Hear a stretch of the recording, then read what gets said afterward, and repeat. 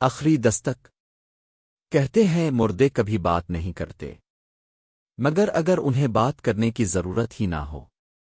سب کچھ تب شروع ہوا جب دانیال نے ہولو کریک روڈ پر موجود پرانا گھر خریدا۔ وہ شہر میں نیا تھا، ایک تلخ رشتے کے خاتمے کے بعد نئی زندگی شروع کرنا چاہتا تھا۔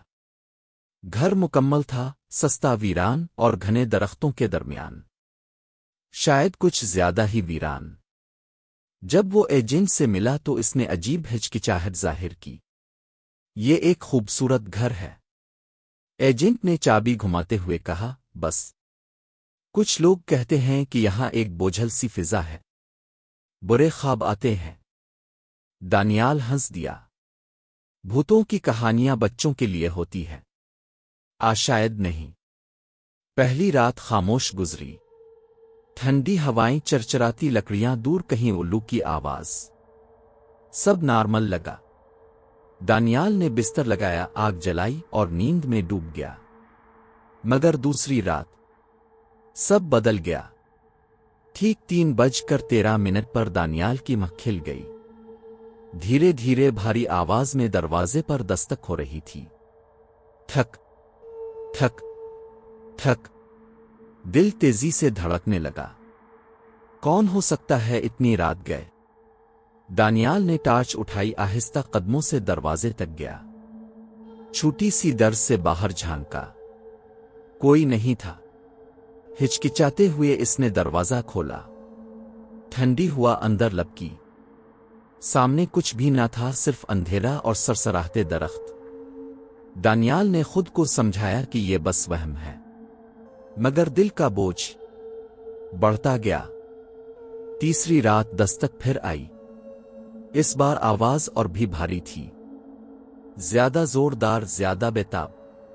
ٹھک ٹھک ٹھک ٹھک، دانیال نے ہمت کر کے دروازہ کھولا۔ کوئی نہیں، مگر زمین پر چھوٹے چھوٹے کیچڑ سے بھرے قدموں کے نشان تھے، بچوں کے قدم، جنگل سے آتے ہوئے سیدھے اس کے دروازے تک۔ دانیال کی نیند اڑ گئی۔ پوری رات وہ جلتی آگ کے پاس بندوق تھامے جاگتا رہا۔ صبح کی روشنی میں عقل واپس آئی۔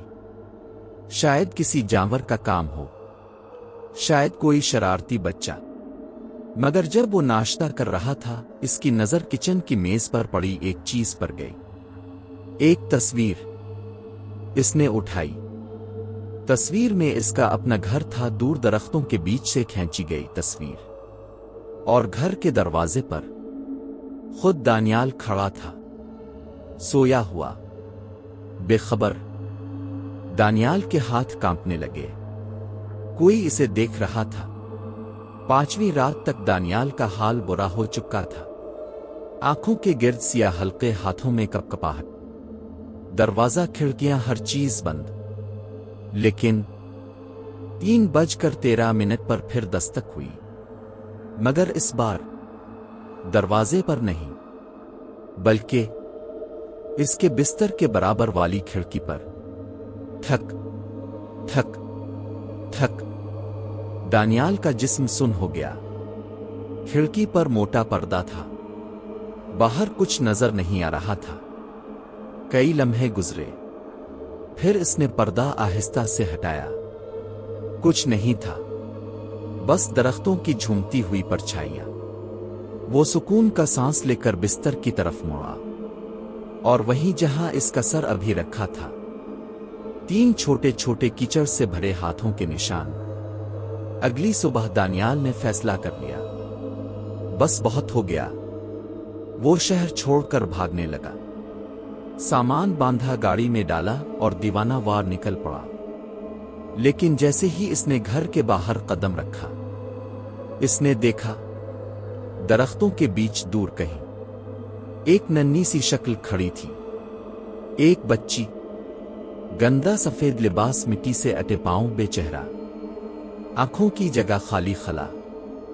وہ بس دیکھ رہی تھی۔ دانیال نے پلک جھپکائی، شکل غائب ہو چکی تھی۔ وہ پوری رفتار سے گاڑی چلاتا رہا، قریبی ہوٹل میں جا کر دم لیا۔